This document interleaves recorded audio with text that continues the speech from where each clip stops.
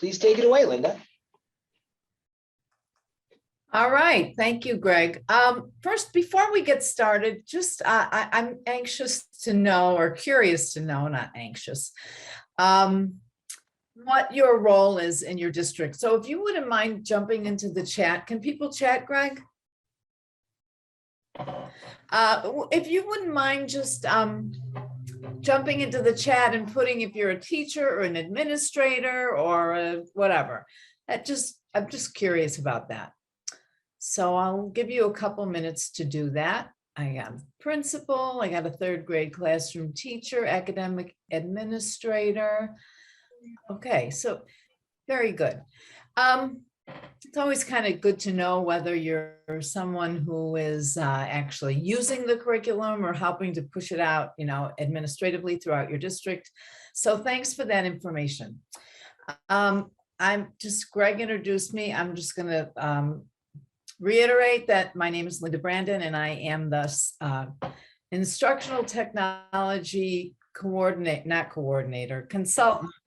for the ELA curriculum. I have been involved in this since just about its very beginning. And we first introduced grade 3 in a binder.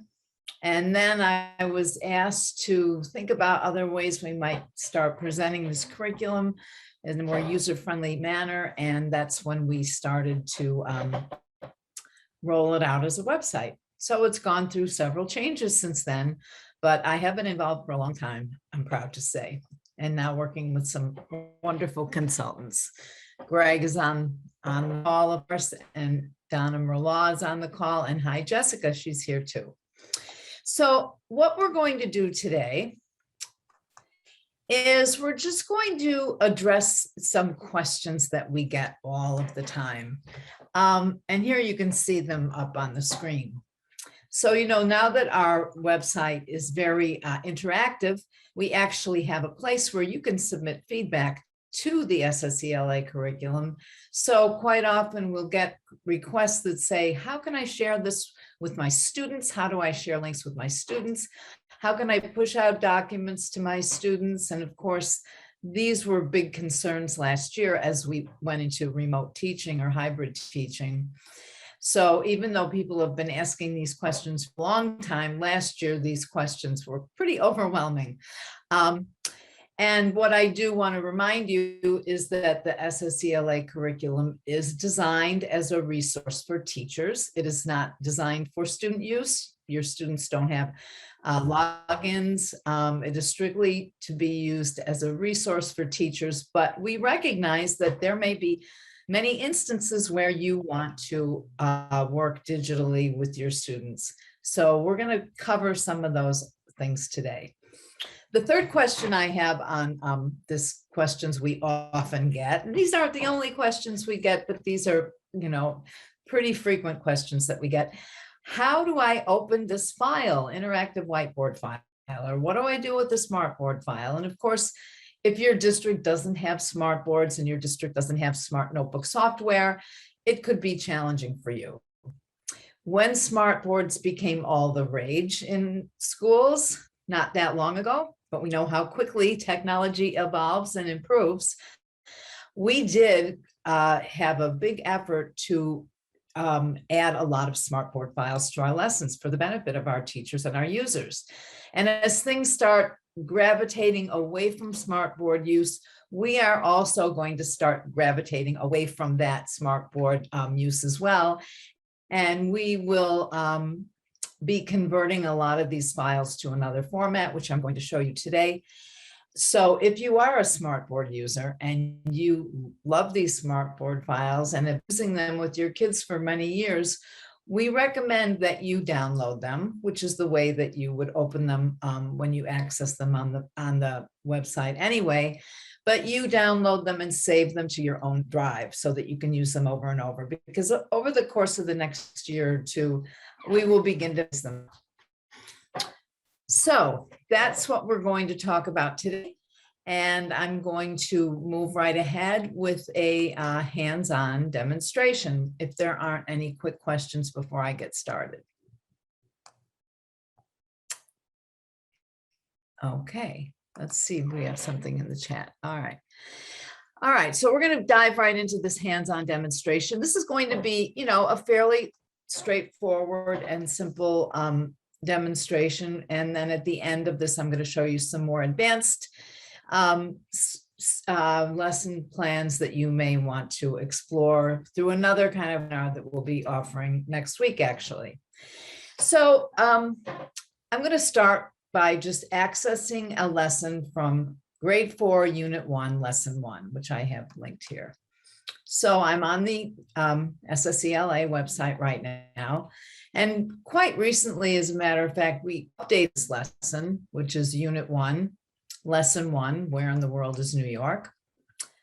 And I also want to point out to you, which we did point out at the last webinar, if you were here, that as we update lessons, you will see that we have a notation on the site now that says that this lesson has been updated. And those portions of the lesson that were updated are now indicated very clearly for you. So when we go to the resources and materials for this lesson, you can see we go to the student handouts. And this day 3 map activity says new after it because our two brilliant consultants, Donna and Nancy, have updated this lesson, and therefore we have some new activities for the students to do. So I'm going to click on this day 3 map activity and show you the PDF. So the first question I said I was going to address, how do I share links with my students? So, quite often we want students to work independently doing research on the internet, but since they can't access the SSELA curriculum, how would they go about getting all the hyperlinks that you have here in this worksheet? Well, of course, you could copy and paste them all and send them to your students on your webpage or whatever. But, since these PDFs are out all downloadable, and we have made sure to leave the URL intact even when you download the URL, if you have a way to distribute this PDF file to your students electronically, either through Google Classroom or Schoology or your own website or your own shared drive in your district, when the students are able to access this file, these links, as you can see, are accessible and they will link the students out to the website. Now I'm going to show you how, there we go. Now, since I downloaded that file, open it up again here. And right now I'm using the Chrome browser. So I'm going to show you how to do this using the Chrome browser. In the upper right-hand corner, there is a download button. So if I simply click on that download button, I can download this PDF to any location that I want. I'm going to save it on my desktop in a folder that I call SSELA webinar. So I would simply click save, and actually I've already saved it here. You can see it right here. So that document is now on my computer, on a folder on my desktop.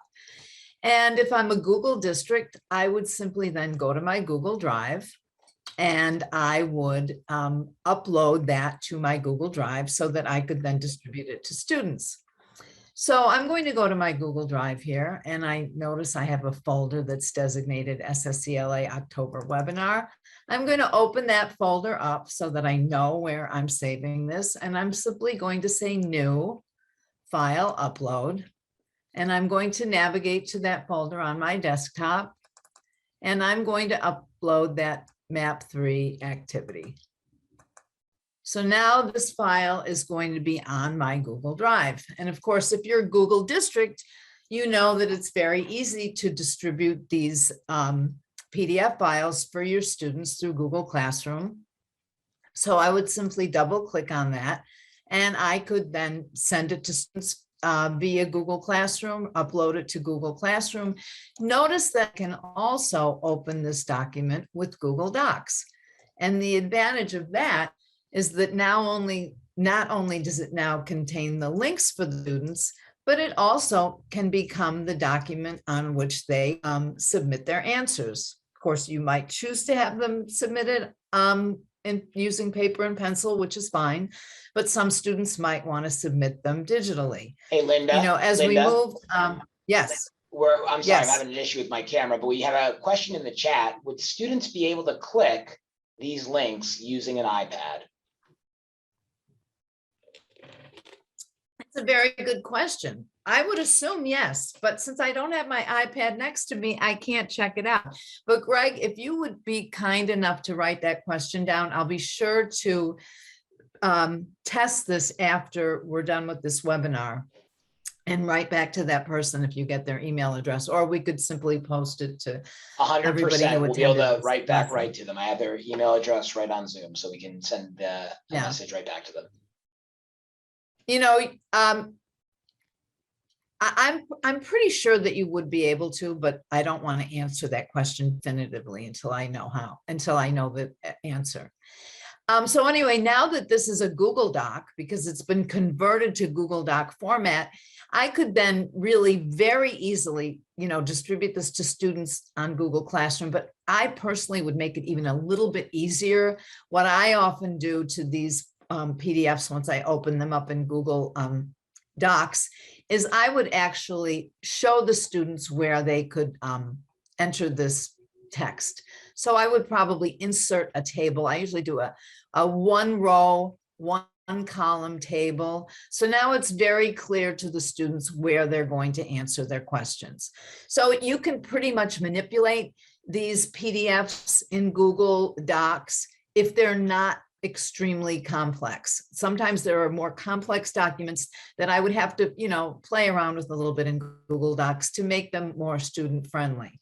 Notice, of course, I probably would also, delete this header because it's really not necessary. But it's pretty easy to take a document that's a PDF, upload it to your Google Docs, to your Google Drive, and then open it as a Google Doc. Now, if you're a Microsoft district, you could do the exact same thing. I find it a little more difficult to make it an editable document in Microsoft, but that's because I'm not a Microsoft district, so to speak, so I don't have as much opportunity to do that.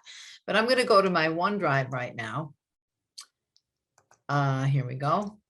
And I'm simply going to go to my Google OneDrive account up here. Whoops, click on that link. And OneDrive, launch OneDrive. Here we go, OneDrive. And the same thing that I did before is I could I usually make folders so I know where things are. I could open that folder. You can see I already uploaded it here as a grade 4 unit 1 lesson 3 map activity. I don't know, maybe somebody on this webinar knows why I can't open it as a Microsoft document. But again, you see that these links are still links that students can access and use all the resources available to them. So going back to my presentation. Here we are. Here I am, I'm sorry, okay. So that was a simple example of how to take a PDF with links already embedded in that and submit it to students so that they could do this work online.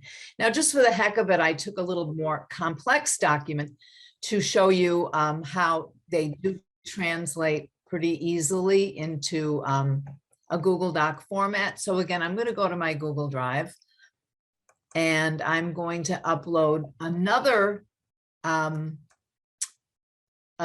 file, which is from grade 7, North and South chart. Okay, so this is a little more complex document because there's a chart in it.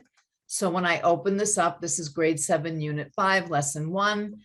Notice I could distribute this to students electronically, or I could open it in Google Docs. And let's see what happens here. This is a case where it's already in the format of a table. So I kind of cross my fingers and hope it comes out okay. And voila, this one did come out okay. So students could, enter their information directly on the sheet.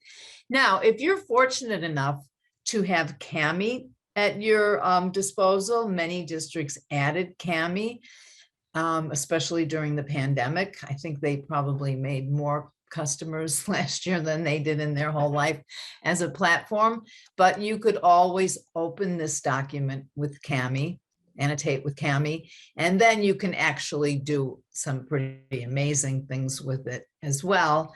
You can, but the student, you can add recordings, you can add links, you can add drawing tools, you have a much more flexibility.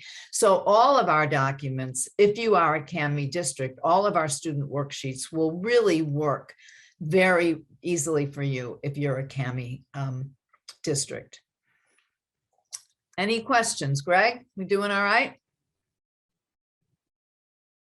No questions in the chat yet again. Let me see. Word students will be able to click these links using an iPad. That's the question we had before. Okay, so moving ahead, I'm now going to talk a little bit about what we're doing with the smartboard files.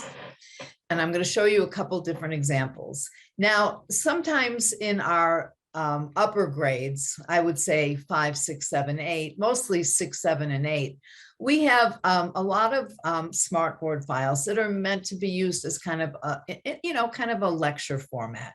Teachers are more prone at the secondary level to use smartboard files kind of like they would use PowerPoint. So I'm going to show you an example here. Grade 7, Unit 1, Lesson 3. So you can see here when we go to the resources for this lesson, previously, one of our teachers made a very comprehensive interactive whiteboard file. So what we've done with that now is we have converted 2 out of 3 of these into PowerPoint presentations. So you can see here Age of Exploration, which was a smartboard file. I could open it for you to see what you could see what it looked like as a smartboard file. So it takes a few minutes to open these as smartboard files, but I'll give it a minute. I don't see it opening here. Let's see. Did it open? Here it is. Okay. So this is what the file would look like in its format as a Smart Notebook file. And by the way, there is a free version of Smart Notebook, I believe, that you can get as a viewer if you are allowed to download programs, which is another consideration. So you can see here that this was quite an extensive lesson, lots and lots of slides. So what we've done, and they're not always a one-to-one relationship between what the smartboard file looked like and what the PowerPoint file looked like, but we are beginning the process of bringing these into PowerPoint.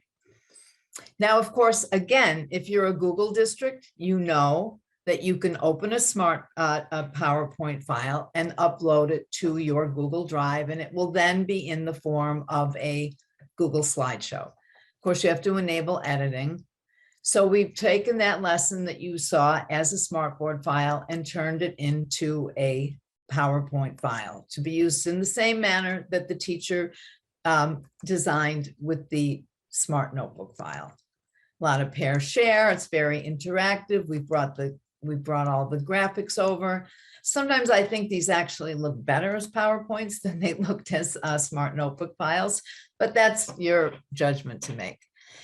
Now moving on to the elementary level, what we've done most often at the elementary level, the smartboard files weren't so much as a lecture kind of file as an interactive file where teachers would bring students up to the smartboard for some kind of drag and drop activities.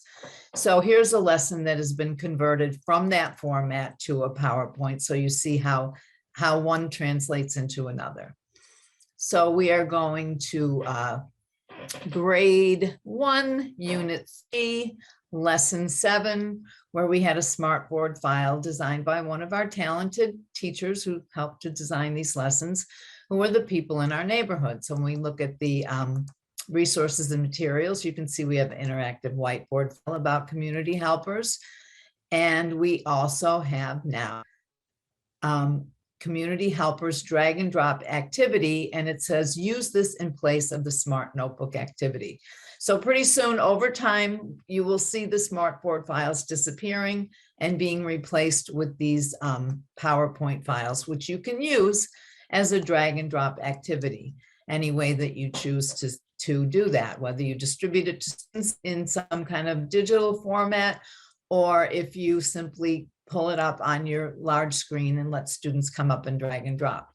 You will have to enable editing, as you can see.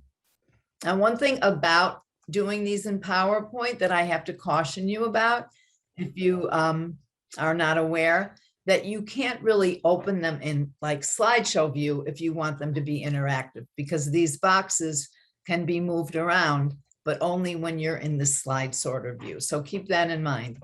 But the Smartboard file looked just like this. It was match the job to the current community helper.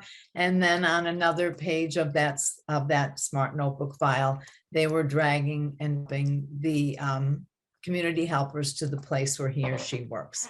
So you have the flexibility now of using it on your large screen in the front of your room. If you're fortunate enough to have devices for every student, you could push it out to them and they could do that drag and drop activity.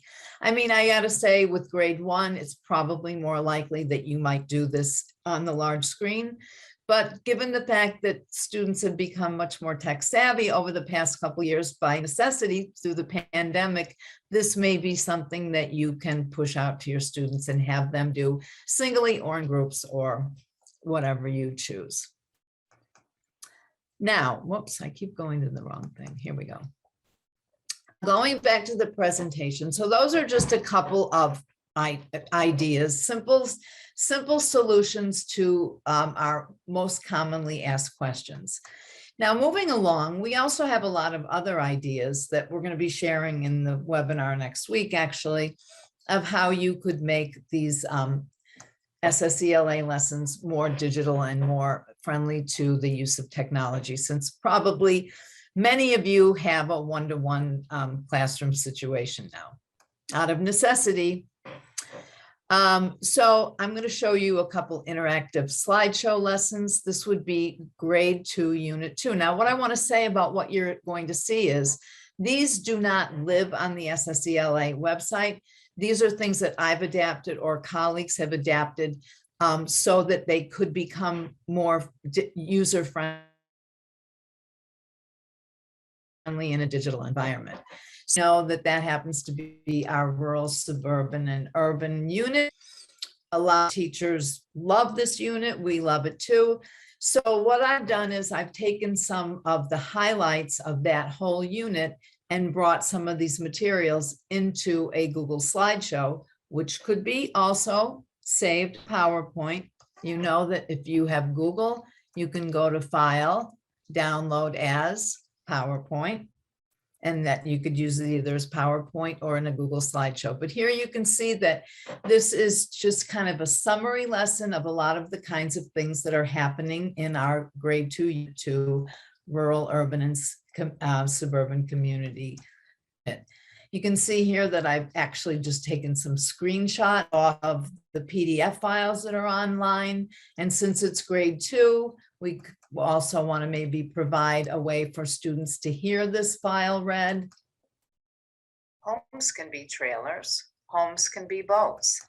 And we added text boxes so students can interact with this lesson either as a whole group with the teacher or individually at their own desks or in pairs.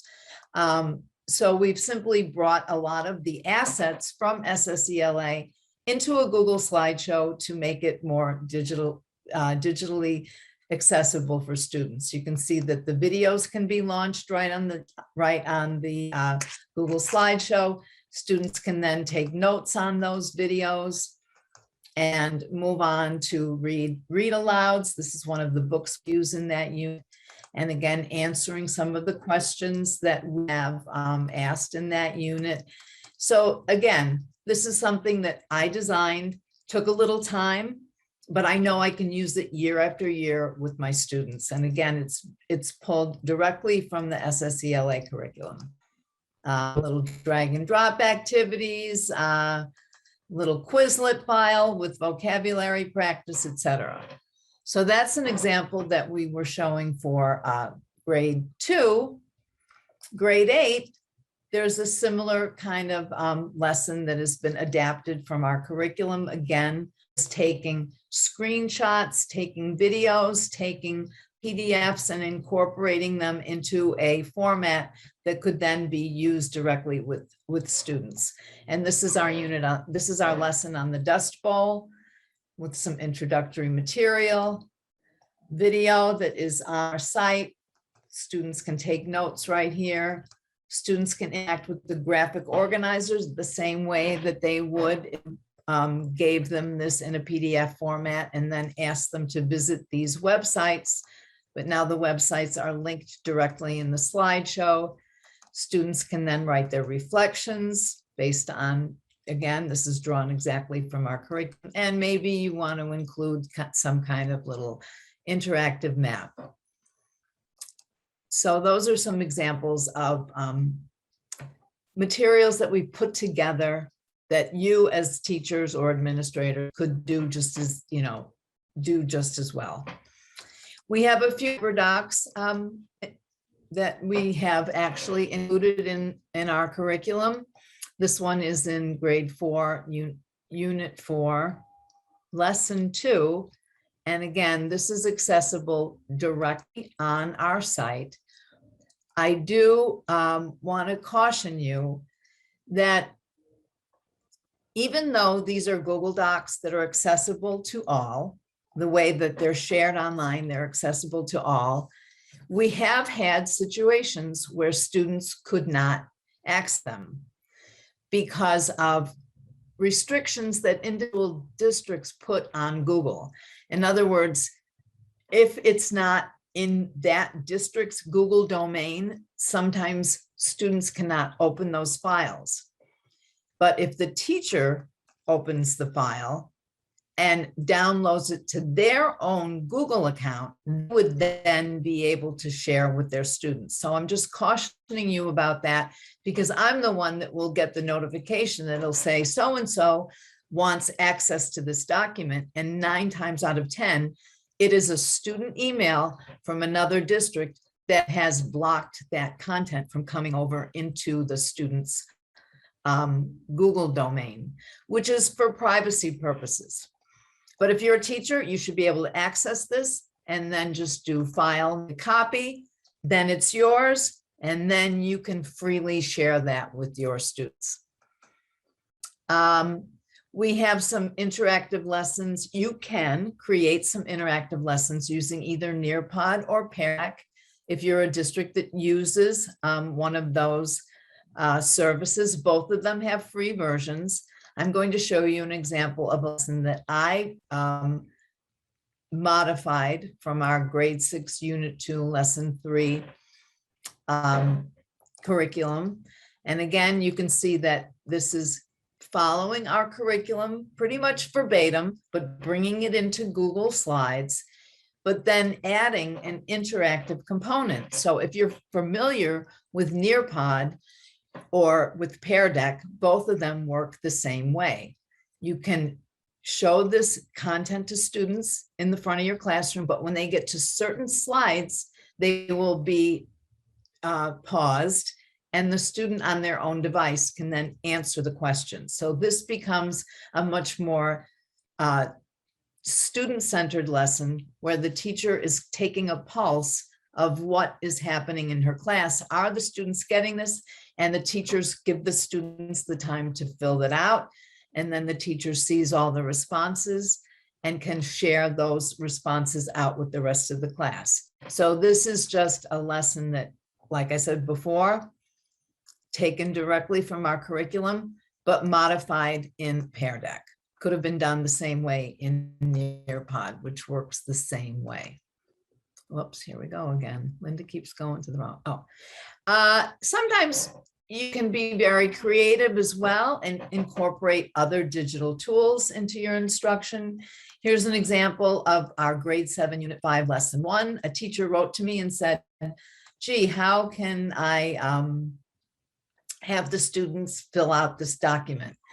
And I turned it into an activity that is using a website called WordWall. So again, I'm going to launch that. I think I already have it open here. And this would just be a way to gamify your class, make it a little more interactive and interesting for the kids. So you could open this up and students would then be able to drag these into the correct category. And then at the end, see if they were right or wrong. So again, I'm just gonna drag some of these in, submit the answers, and it'll self-check and say you're right and which are wrong. So again, that's just taking tools that you're familiar with and using our curriculum creatively to make them interactive.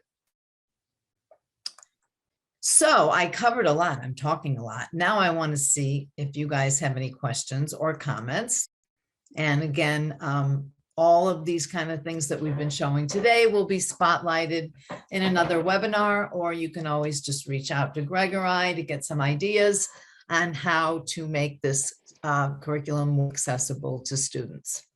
Do we have any questions, comments?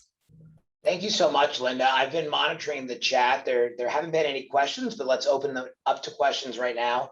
I also did share again in the chat the link to that longer webinar PD that Linda will be offering, as well as one that she'll be partnering with Donna on. And what we'll do is we'll also post this hopefully by the end of the week, this particular session on the website. And I linked to the landing page where all of our webinars are stored. So that if you have colleagues that are interested, they can certainly access this. But as Linda said, if you do come across a particular technology challenge or question, or just want a thought partner, we're always happy to collaborate with you. But we'll open it up to questions. And if anybody wants to pop a question into the chat or unmute themselves, please feel free to do so. Yeah, I didn't really do I didn't like give you exactly how to. Some of you probably know how to do a lot of the things that I've just showed. And like I said before, takes a little bit of extra effort sometimes, but I think that the rewards to you as teachers would be great, given the fact that we know how much technology can enhance our students' instruction these days.